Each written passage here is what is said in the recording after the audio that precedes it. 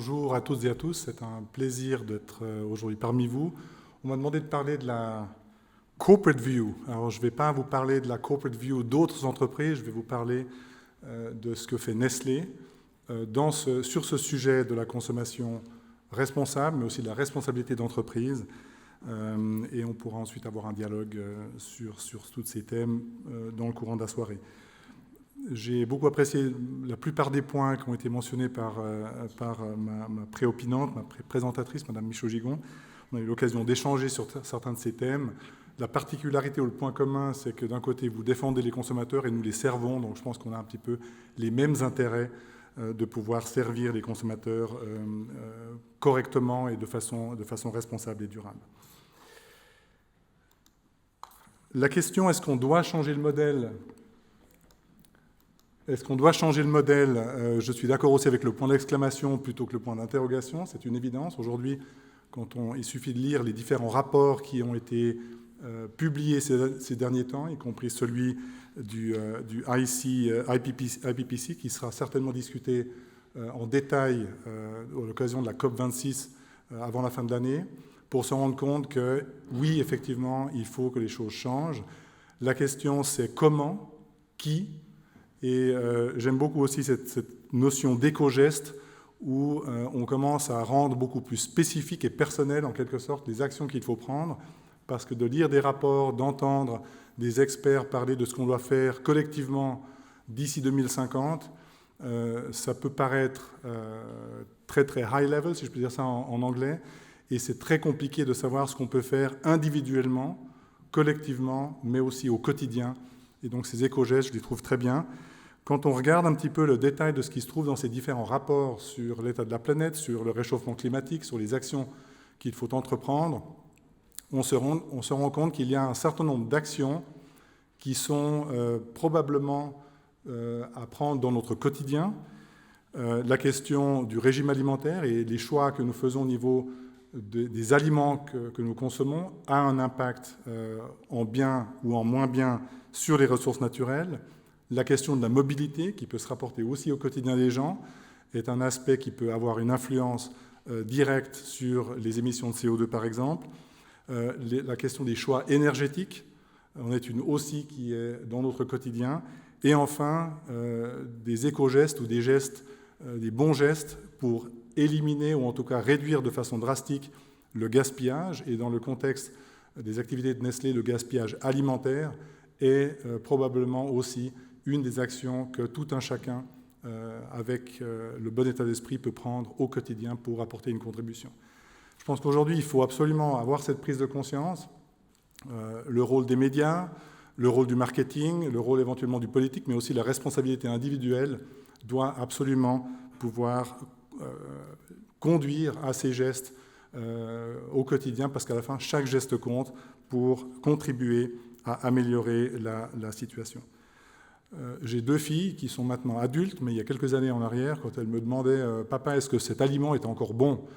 Le réflexe était de regarder la date de péremption, et puis en général, quand la date était passée depuis un jour, le réflexe était plutôt de vouloir jeter l'aliment que d'essayer au moins de le regarder, de le goûter éventuellement, et si en général l'aspect est toujours bon, si le goût est toujours OK, et si le parfum ou la senteur du produit ça apparaît correct, en général, le produit est encore bon à consommer. Donc je pense que ça, c'est des gestes un petit peu logiques dans le quotidien des uns des autres, et je pense que de revenir un petit peu à certaines façons un peu anciennes d'évaluer si un produit alimentaire est encore bon à consommer ou pas, c'est probablement un meilleur jugement que de simplement lire la date de péremption sur l'emballage. Donc voilà, c'était un message. Mes filles ont pris ça, mais c'est pas toujours évident. Chez Nestlé, nous avons choisi de considérer que nos affaires, nos marques, nos catégories de produits doivent être produites, mais aussi commercialisées de façon responsable et durable. C'est un choix que Nestlé a fait depuis longtemps. Nous appelons ça en interne la création de valeur partagée. C'est un principe de base dans la gestion des affaires à l'échelle de l'ensemble du groupe. Ce principe de base prévoit que pour générer de la valeur pour les actionnaires à long terme, il faut également pouvoir générer de la valeur pour la société au sens large. Donc ça, c'est une conviction très forte, ça guide donc toutes les actions, décisions et activités du groupe. Ça ne veut pas dire que Nestlé fait toujours tout juste, mais en tout cas, Nestlé est guidé par cette volonté d'avoir la durabilité au sens des ressources, au sens des affaires, mais aussi au sens de l'éthique, donc comme ancrage central de la façon dont nous conduisons nos opérations. Nous avons choisi des domaines d'impact spécifiques qui sont tous liés à nos domaines d'activité, puisque nous n'avons pas la prétention de sauver la planète ou de résoudre l'ensemble des problèmes auxquels l'humanité est confrontée. Par contre, nous avons la conviction de pouvoir apporter des réponses tangibles, concrètes, à valeur ajoutée, sur des domaines qui sont en lien avec nos activités, avec notre chaîne de valeur, avec notre approvisionnement, notre production et la commercialisation de nos produits. 3 domaines en particulier sur lesquels nous pensons pouvoir contribuer à une meilleure qualité de vie. La première, à gauche, c'est toute la partie qui concerne les individus et les familles, donc nous tous en tant que personnes et en tant que consommateurs. C'est essentiellement lié à la qualité des produits, au profil nutritionnel, à l'innovation par exemple, mais aussi à la sensibilisation sur les modes de consommation qui sont plus responsables et durables. Une contribution aux communautés. Nestlé, depuis très longtemps, en fait depuis toujours, fortement ancrée dans des communautés très locales. Nestlé est né en Suisse, mais il y a plus de 150 ans maintenant, mais très rapidement s'est déployé ou a déployé sa présence partout dans le monde, très souvent avec un appareil industriel, avec des partenaires, notamment dans tout le secteur agricole, pour l'achat de matières premières agricoles. Donc un très fort ancrage dans les communautés, d'où une attention particulière à créer aussi du bien-être dans les communautés dans lesquelles nous sommes présents. Certaines initiatives plus récentes, comme celle en faveur de la jeunesse, sont un exemple plus récent des contributions qui peuvent être apportées à ce niveau-là. Le troisième élément sur la partie droite de cette diapositive, c'est toute la contribution à l'environnement, à la planète, que ce soit des questions d'émissions de CO2, de gestion responsable de l'eau, d'approvisionnement durable et responsable. Donc toute une série d'activités avec très souvent beaucoup de personnel Nestlé sur le terrain qui travaille au quotidien avec ce qu'on appelle en anglais souvent des smallholder farmers. Donc ce ne sont pas des multinationales du trading, mais des petits agriculteurs qui cultivent, certains d'entre eux le cacao, d'autres l'huile de palme, d'autres encore le café, etc., ou le lait en termes de production laitière. Donc toute une série de petits producteurs agricoles qui sont au contact au quotidien avec Nestlé, et nous avons un peu plus de 1400 ingénieurs agronomes sur le terrain de par le monde pour pouvoir travailler au quotidien avec ces petits producteurs. Donc création de valeur partagée, c'est un aspect fondamental. Les actionnaires nous demandent aussi de pouvoir avoir une gestion durable et responsable de l'entreprise.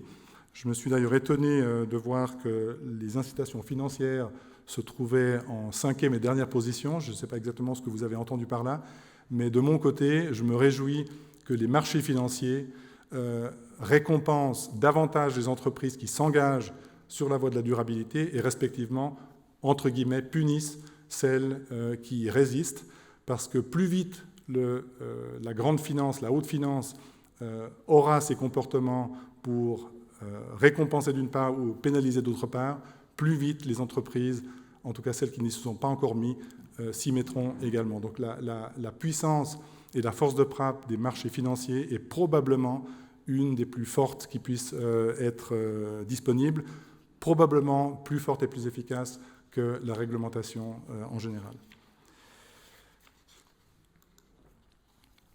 Des actions spécifiques que Nestlé a prises, je ne vais pas vous faire la pub de Nestlé aujourd'hui, mais quand même quelques-unes pour donner quelques exemples. 4 types d'activités qui ont comme point commun que personne ne nous a obligés à nous lancer dans ces activités. Tout à gauche, Nutri-Score, et ça c'est un point sur lequel nous avons échangé avec la FRC, nous sommes parfaitement alignés sur la nécessité de mieux informer de façon transparente et crédible les consommateurs au moment où ils font un choix, soit devant un rayon dans un supermarché ou sur un site internet pour commander en ligne, que les consommateurs soient informés de la valeur nutritionnelle du produit qu'ils achètent et qu'ils décident de consommer. Personne ne nous a obligés à introduire le Nutri-Score, nous l'avons fait de façon volontaire, nous avons été d'ailleurs en Suisse la première entreprise à le faire. Certaines entreprises nous suivent et emboîtent le pas, d'autres malheureusement résistent encore. Donc même au sein de l'industrie alimentaire, pas tout le monde est aligné, mais en ce qui concerne Nestlé, nous sommes convaincus en Suisse et au niveau international que c'est une bonne chose à faire. Là encore, personne ne nous oblige à le faire, et j'espère en tout cas que ça contribuera à des choix plus sains pour tous nos consommateurs. L'initiative pour la jeunesse, pour la partie orange au milieu, je vous en ai déjà touché un mot. Donc là aussi, Nestlé s'est engagé il y a maintenant bientôt 8 ans pour soutenir les jeunes à travers l'apprentissage, à travers les stages. Nous avons étendu cette initiative initialement lancée en Europe au monde entier, aussi donc pour être en connexion avec des jeunes entrepreneurs, des jeunes agriculteurs, et là aussi donc pour pouvoir, d'ici l'horizon 2030, donner accès à des opportunités économiques à 10 millions de jeunes dans le monde, aussi à travers l'Alliance pour la jeunesse que nous avons créée avec des partenaires. Il y a 2 points sur la droite en vert sur la question de l'emballage et la question des produits donc, que nous mettons sur le marché. La question de l'emballage, elle est évidemment importante, voire épineuse dans certains cas. Nestlé a pris un engagement très fort, là aussi sur base volontaire, que d'ici 2025, donc ça c'est demain pour ce genre de choses parce qu'il y a quand même beaucoup de choses à faire, d'ici 2025 d'avoir l'ensemble, tous nos emballages qui soient soit recyclables, soit réutilisables.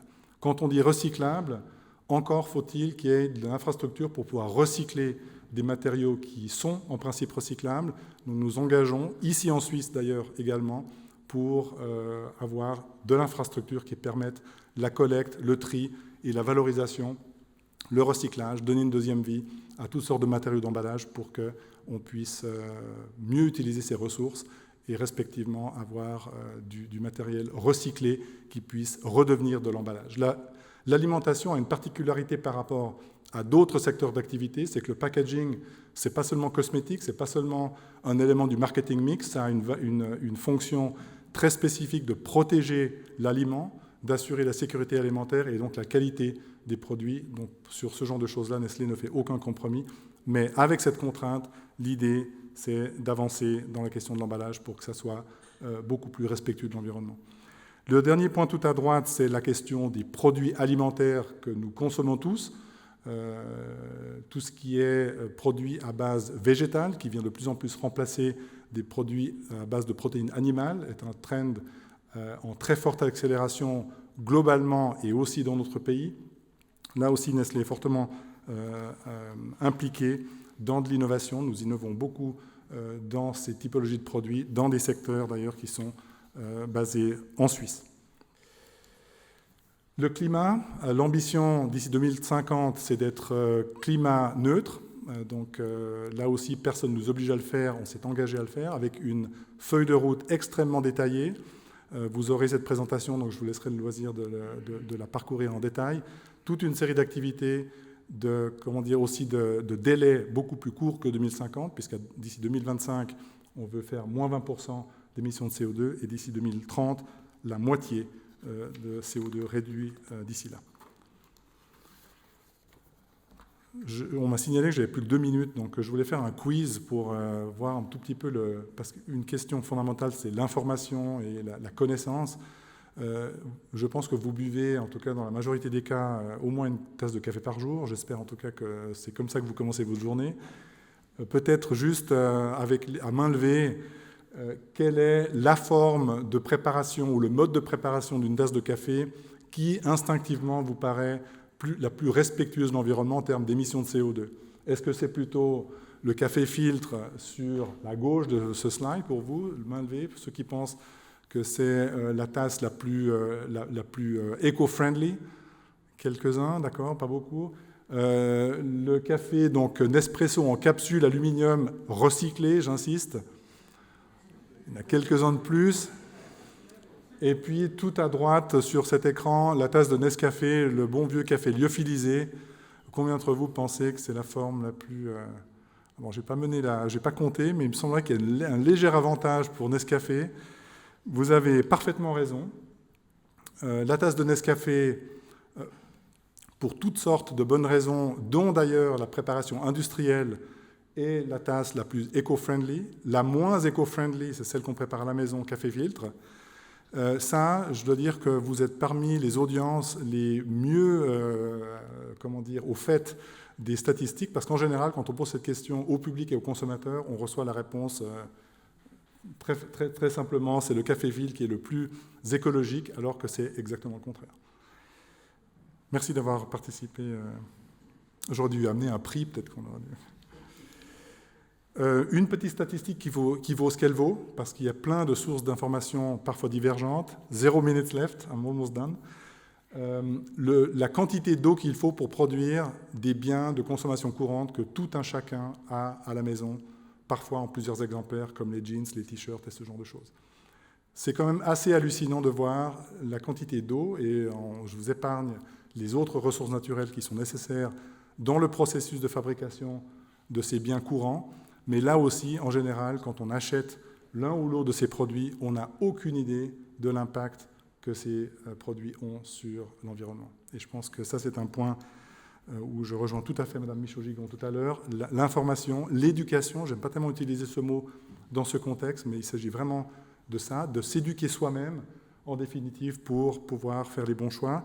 Il y a toute une série de labels. La grande question, c'est lesquels croire. Il y en a 2 ou 3 Nestlé, donc moi je les crois personnellement, je ne sais pas vous. Il y en a un, c'est celui de la FRC, je pense que celui-là on peut aussi le croire. En général, ils sont plutôt bons. Les autres, on ne sait pas. Et les autres, si j'en prends un, celui qui est le MSC avec le poisson, là, la certification MSC est excellente, mais elle est excellente pour certaines choses et pas d'autres. Elle est excellente, par exemple, pour certifier que la pêche au niveau de la ressource marine est durable, donc on n'épuise pas l'espèce qu'on pêche. Les gens qui font la certification MSC n'ont aucune expérience et aucune idée sur comment évaluer les conditions de travail des personnes qui travaillent sur les bateaux de pêche. Donc, quand on achète un poisson ou un produit de la mer estampillé MSC, est-ce qu'on peut vraiment être sûr que l'impact dans son ensemble, y compris l'impact social, est vraiment bon ou pas? Donc, c'est un peu la jungle. Comment faire pour améliorer tout ça? C'est un grand point d'interrogation. Peut-être qu'on en parlera plus tard. Mais là, il y a vraiment beaucoup de travail à faire pour rendre ces labels crédibles et surtout utiles au quotidien des consommateurs. Dernier slide. Là aussi, personne ne force Nestlé à le faire, mais j'aimerais que vous sachiez, on va lancer ça prochainement, donc on est entre nous, donc je vous le dis de façon comme ça un peu confidentielle. La durabilité ou la sustainability, c'est en gros limiter les dégâts, si je peux dire ça comme ça. Nestlé s'engage à aller un pas plus loin dans toute l'idée de la régénération, que ce soit au niveau de l'agriculture ou au niveau de toutes les dimensions de l'ensemble de la chaîne de valeur, de la production, de la consommation et de la réutilisation, recyclage des produits alimentaires. Donc la régénération, c'est vraiment l'approche qui nous permettra de protéger, de renouveler et de restaurer ce qui a été endommagé et pas seulement de limiter des dégâts. Donc je voulais conclure avec cette diapositive parce qu'on parle souvent de forcer les entreprises, de réguler.